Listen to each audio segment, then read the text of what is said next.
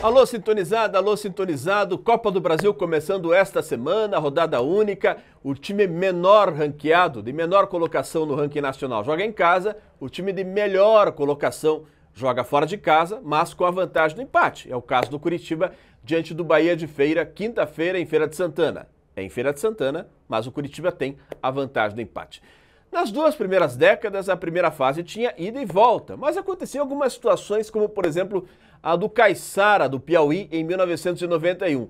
O Caiçara perdeu para o Atlético Mineiro em Teresina por 1-0.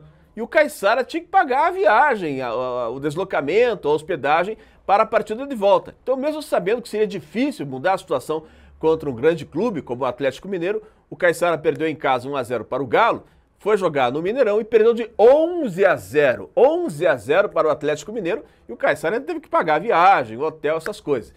Em 1998, o Picos, também do Piauí, conseguiu segurar o Vasco, 1-1, lá em Picos. Mas aí houve o jogo de volta. O Vasco ganhou por 8-0.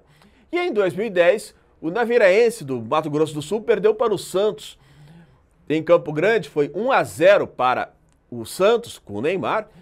Mas aí teve o jogo de volta na Vila Belmiro, deu 11-0 para o Santos contra o Naviraense. Então, nessas situações, o Caiçara perdeu para o Atlético Mineiro, o Picos para o Vasco e o Santos para o Naviraense.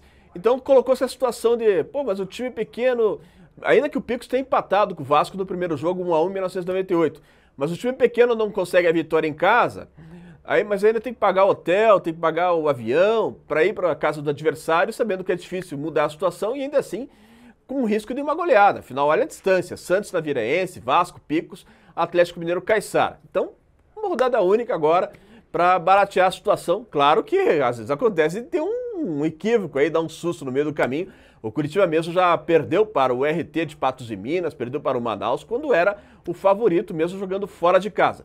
Isso também, essa situação de rodada única, vale na primeira fase, vale na segunda fase, mas claro que no ano passado, por exemplo, a gente viu o 4 de julho do Piauí ganhar de São Paulo por 3-2, uma fase mais avançada. 4 de julho do Piauí 3, São Paulo 2, houve carreata em Teresina, uma grande festa. Afinal, quando que o time do Piauí, um futebol de menos recursos, iria ganhar de um grande, como o São Paulo, tricampeão mundial? Mas aconteceu. Depois, claro, o São Paulo em casa aplicou o que se esperava, ganhou o jogo e ainda de goleada por 9-1. Histórias da Copa do Brasil, esse grande confronto entre grandes e pequenos, que é o charme da competição, aqui no Baú da Bola.